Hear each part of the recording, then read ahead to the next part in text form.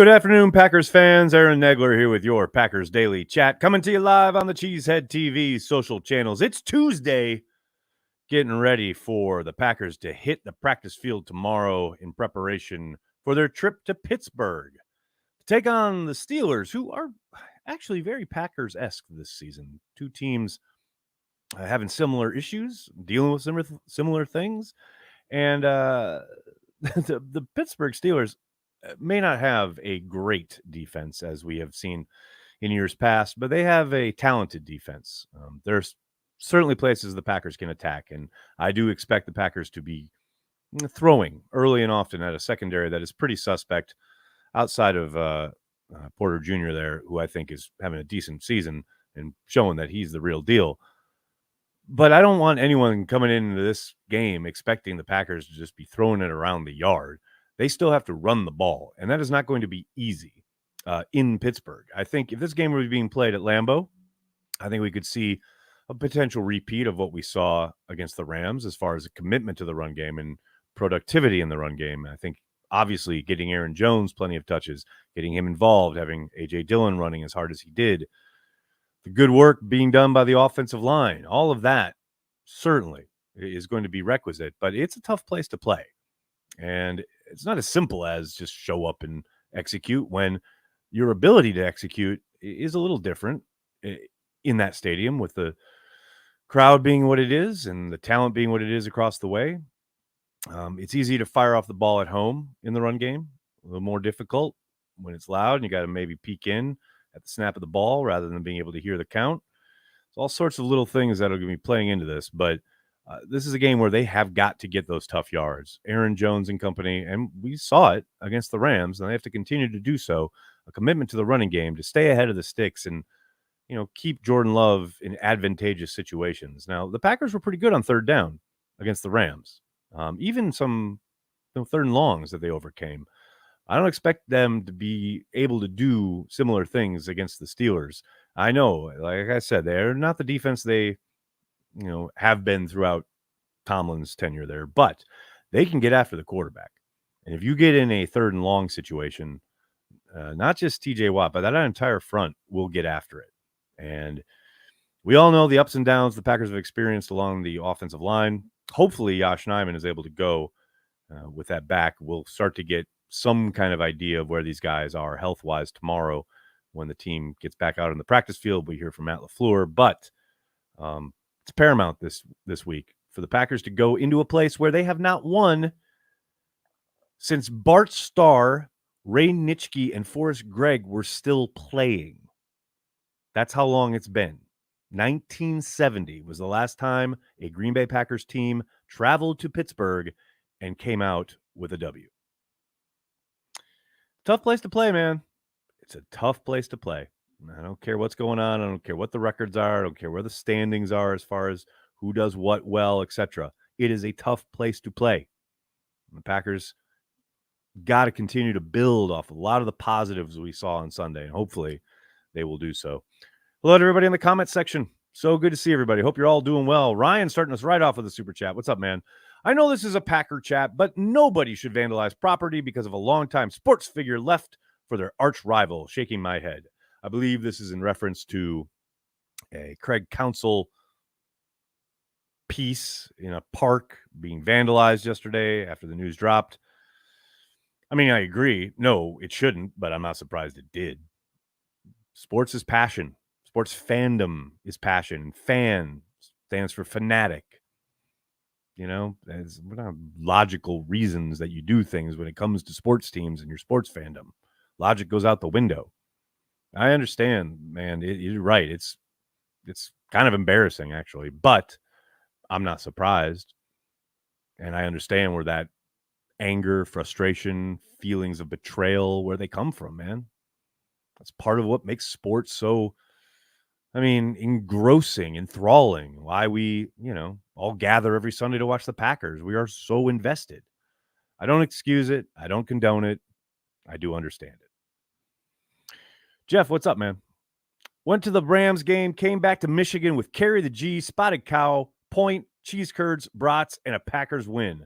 Now that sounds like a productive weekend. I'm glad you got some carry the G. Thanks so much for supporting, man. Thank you, Jeff. Really appreciate it. Jeff cleaned Wisconsin out. Yeah, no doubt. Brandy's here. What's up? Bradley says TJ Watt likes his matchup against our O-line this week. I am sure. Remember when we could have drafted him? We love white guys from Wisconsin, and they picked Beagle.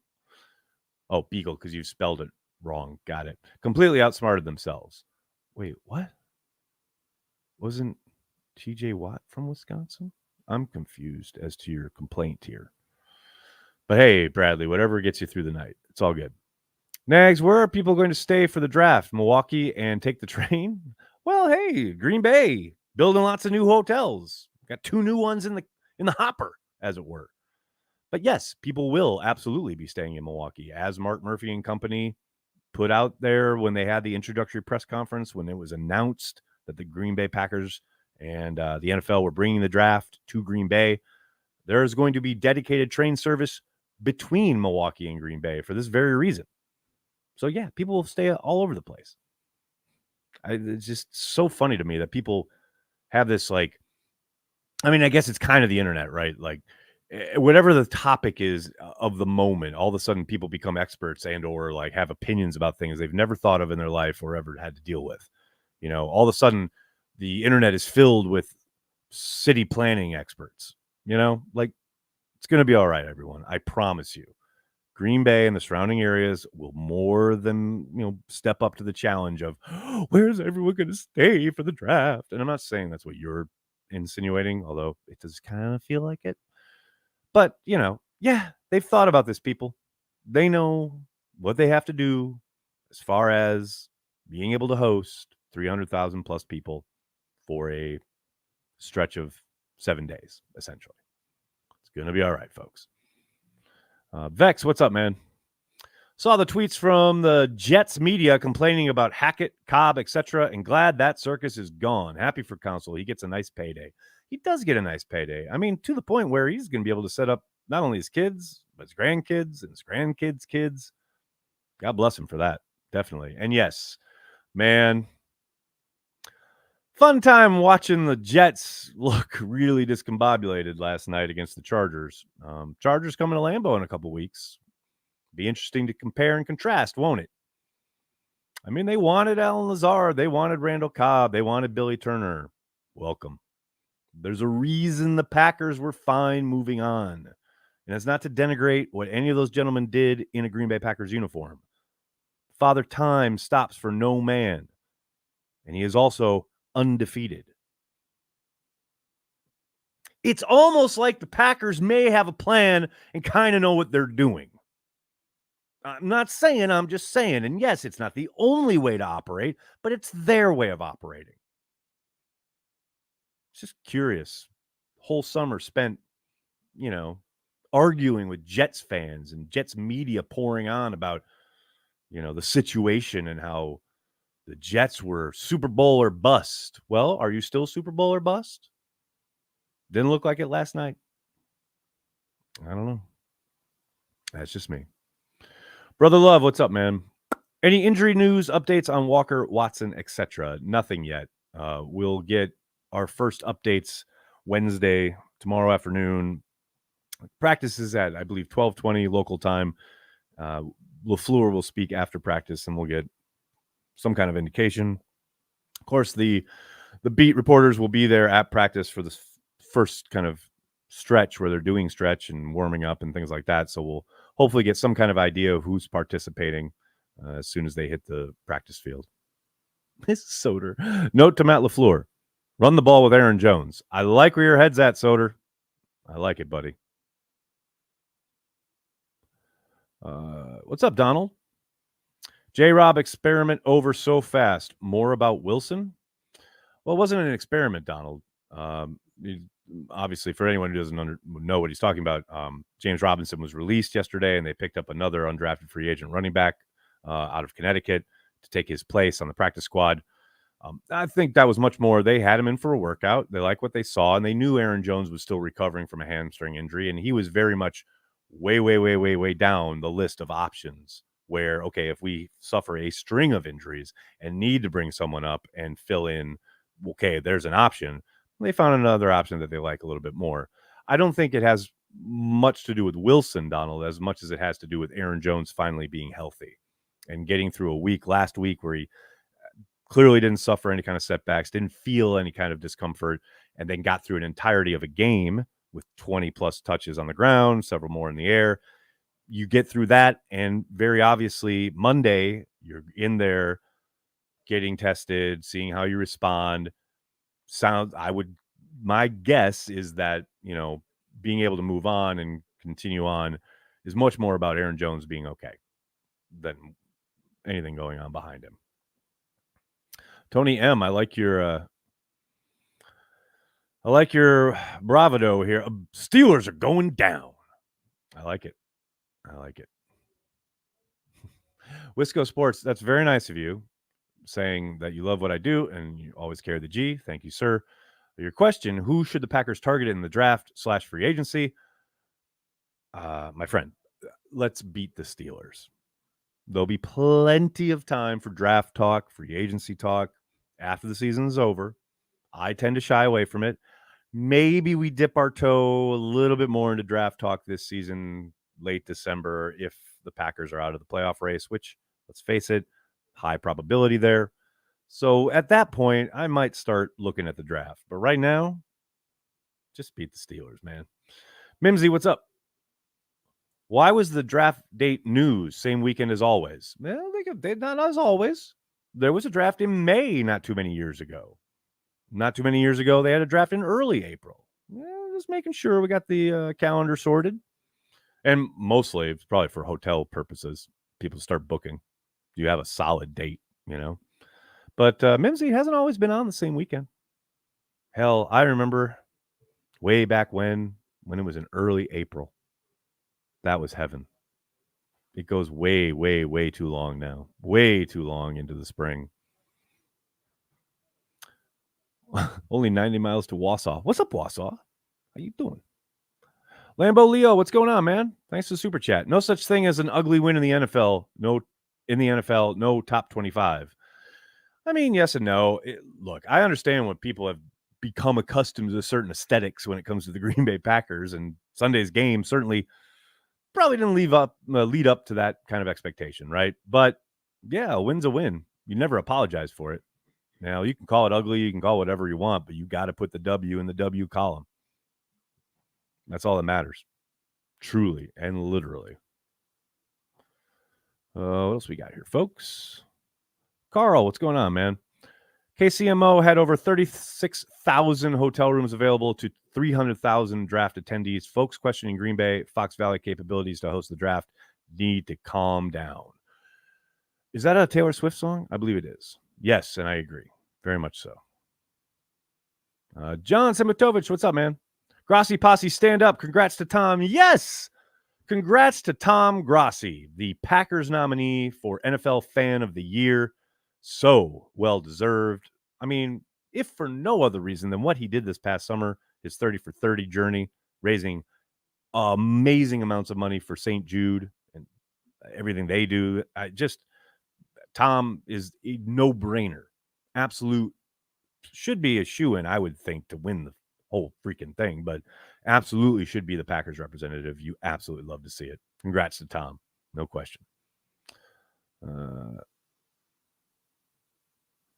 Bill, yes, Packers haven't won at Pittsburgh since 1970. I mentioned that at the top of the stream. It's very true.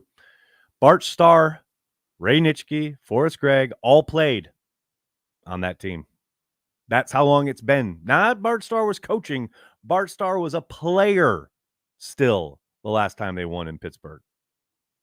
Been a long time since they rock and rolled. Corey got robbed. No, Corey's up for the Fan Hall of Fame. That's different. The Packers Fan Hall of Fame. That's different. This is a whole different. That's a whole different thing.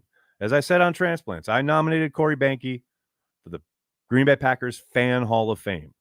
I encourage everyone else to do so as well. Brett, well, that's an interesting question. Was the 96 season your favorite season as a fan in your life? Wow. I don't know. I mean, it's up there. It's in the conversation. I don't really rank them. It's hard to say if there is a favorite. I mean, I love 2010. That was a hell of a journey and a hell of a ride, and I got to watch the Green Bay Packers win a championship with my kids, so that's pretty special. I don't know, man. Like every season, even seasons when they didn't win a championship, well, of which there were plenty.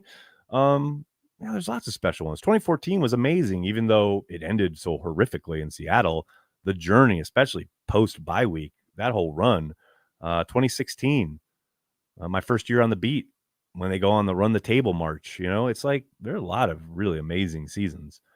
But 96 was incredible.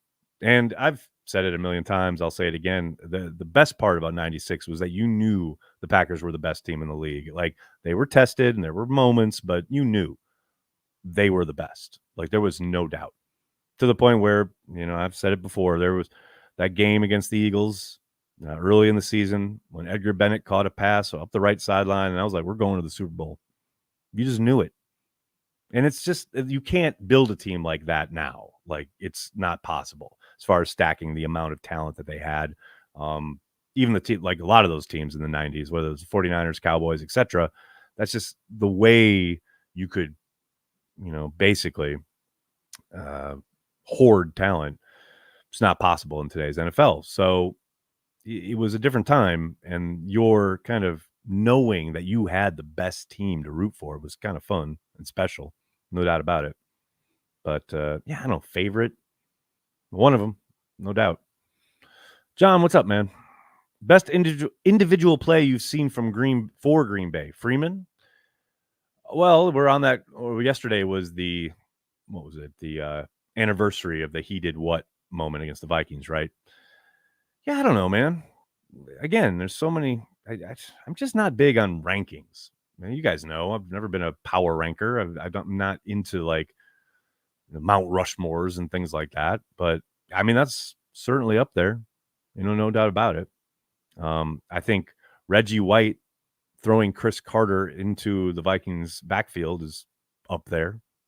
There's tons of great moments. Hell, there's plays that didn't get made, like Yancey Thigpen dropping it in the end zone and sending us to the playoffs. I mean, there's so many moments and so many plays. It's really hard just to pick one. I'll always love Jordy Nelson going on a slant against Darrelle Revis for a big touchdown right before the half against the Patriots. I mean, I don't know, man. There's so many. What else we got? Nags, remind us of how a rebuild works in terms of frustration. Oh, you're in the thick of it. That 4-game losing streak. I'm not going to say that's the norm, but those levels of frustration, games that you're in and you should be able to win and you don't. I mean, here's the thing. Outside of that, Lions game, I think there isn't a game that they've played this year where they couldn't have put it together and won that game. I think the Lions game, they were pretty outmatched from the gun, from the start of it. But other than that, there's a lot of upside here and a lot of talent. It's going to take a while for it to coalesce and become, a team to be feared or taken seriously or whatever phrase you want to use.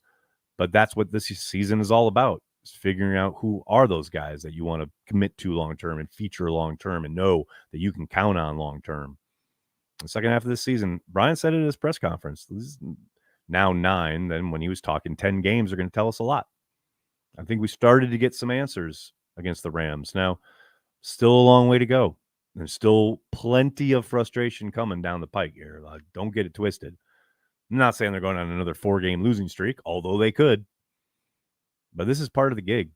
I'm trying to reset your roster, reset your window for contention. No one should be under any illusions. This year, yes, will continue to be tough. Next year, most likely, will continue to be tough. Hopefully not as tough as this season because there will be lots more experience. The guys playing together. But it's not, you don't just show up and, turn it around instantly. Now, there are ways you could probably go about kickstarting things, right? And maybe making a quicker move to, okay, well, we're going to jettison all this and we're going to sign a bunch of free agents.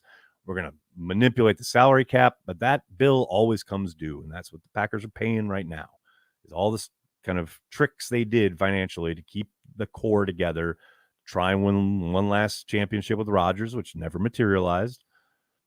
They don't want to try and paper things over, which is what the Saints have done, really. What they're trying to avoid doing is what the Saints have done. And, as frustrating as this year is, and as frustrating as there times as there will be next season, the idea is to open up another window where you're a contender for another 8, 9 years, 10 years, what have you. And this is the start of that process. And I get it might not be popular, might not be the way fans want them to go about it, but I appreciate their approach. I've told you guys that a million times. I really do appreciate it. F, thanks for the super chat. Joe Barry versus Matt Canada, a stoppable force versus a movable object. Yeah, I made this observation last Thursday night when the Titans and the Steelers were going at it. Canada versus Barry. Strap in, man. Get ready to be bored silly.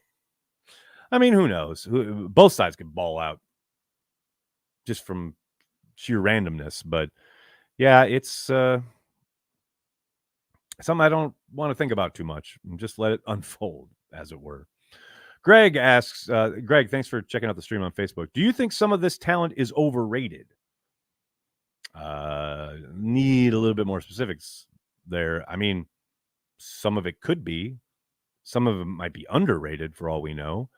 And my kind of standard answer whenever anybody asks about it, overrated or underrated, who's doing the rating? You know what I mean? Like, I've seen a lot of people excited by the potential and possibility and, the ceilings of a lot of these guys. But I don't think anybody's sitting here going, oh, these are all first ballot Hall of Famers. They're all a bunch of all pros. Like, and if anyone is saying that, well, then you can probably set them to ignore. But yeah, who's doing the rating? They're trying to figure out what they've got. I don't think the Packers are sitting here going, well, these are a bunch of future all pros, Yeah, I don't know. The rating thing is always weird to me. Like, I think people are excited by what they see. It's a lot of youth of promise when you see Dontavian Wicks get targeted 4 times and catch all 4 of them and be their second leading receiver on the day behind another rookie in Luke Musgrave, who gets his first NFL touchdown. You get excited about it. Now, does that mean that they've arrived? No, there's still a lot of work to do. They still got a lot of work on their game, a lot of blemishes, things to iron out. But yeah, no, it's exciting to see young guys start to produce, hopefully build upon that. But, overrated, maybe. I mean, in the sense of where they were drafted, maybe. But even that, draft is a pretty big crapshoot as it is. So I don't know, man. It's just a hard question to answer. What else we got here, folks? We got Skylar. What's up, man? Should we expect to see more creativity from Matt, pre-snap motion, the Musgrave TD, etc., or does this feel more like a one-off good game from him? Well, I think there's been creativity each and every week, kind of in different facets, but Matt's done some really cool stuff this year. Not all of it has produced results, but that doesn't mean there hasn't been creativity. I mean, go back to week 1. I think I can't remember I talked so much football during the week. I can't remember where I was when I said this, but that throwback screen to Aaron Jones in week 1 against Chicago, you've now seen that in like 4 or 5 different games throughout the league as people steal the same way Matt stole that touchdown to Musgrave from the 49ers and a couple other people. You know what I mean? So, yeah, no, I think there's been creativity. There's been a lack of execution at times. And there's certainly been approaches, game plan wise, where I'm, okay, maybe I would do things a little differently. But I'm me. I'm a Madden player. I'm not an NFL head coach or play caller, So, yeah, I would just temper any ideas of like, oh, there's a lack of creativity. I think there's creativity on display. We just get to enjoy it or revel in it or whatever when it's executed properly. You know what I mean? Abdul, what's up, man? Which wide receiver are you excited about / has highest ceiling? I go back and forth on this. It's a really good question, man. I have a hard time denying how good Dontavian Wicks looks every time I watch him. I'm probably most excited about the potential for Jaden Reed, but I don't think we've seen him scratch it yet. I think with Wicks, you see every time he's on the field, every time he's thrown to, like, I get it, man. Like, get him involved more and more. But yeah, with Reed, I think there's still a lot of untapped potential there. And I don't think we've really even seen him utilized to his fullest capabilities. And some of that is just down in distance, where they're at, the game plan, what the opponent is, what's the scheme, how can you best utilize him, all of that. But man, I think he could be a really big weapon still, eventually. It's a long way to go. But yeah, for the highest ceiling, I'd probably still say Reed. Even as much as I love Wicks, I still think Reed could be pretty damn special.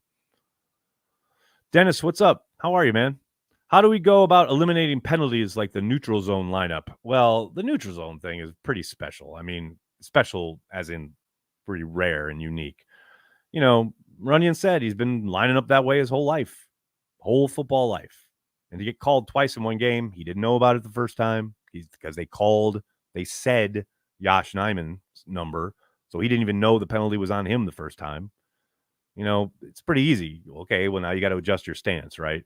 Now that he knows that it's a penalty. Some of the other stuff, though, man, I tell you, the pre-snap stuff is the stuff that kills me.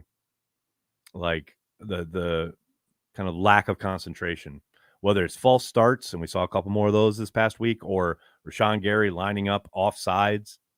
You know, man, those are in your control.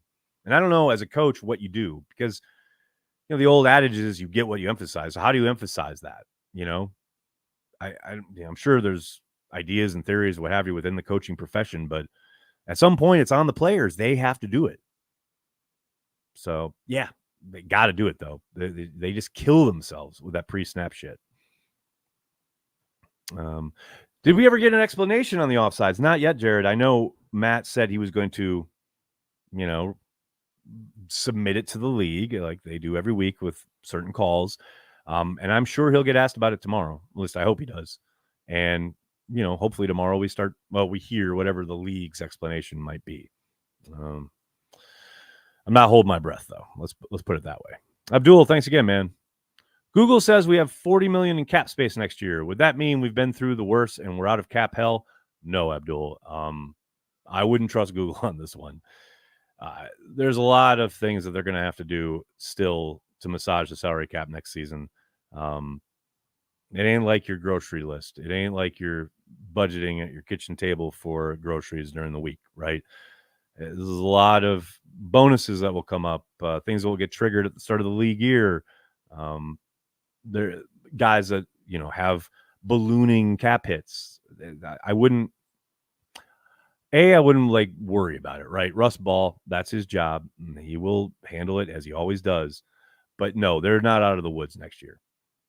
2025, that's when things get, I'm not going to say easy, but much more kind of freeing and less stringent as far as their ability to maneuver and sign free agents, sign guys to big deals, etc. But yeah, they do. The big thing next year is they get out from under Rodgers' contract, because obviously this season it's like a 40, I believe, $2 or $3 million cap hit in dead cap that they're, you know, holding over from Aaron Rodgers.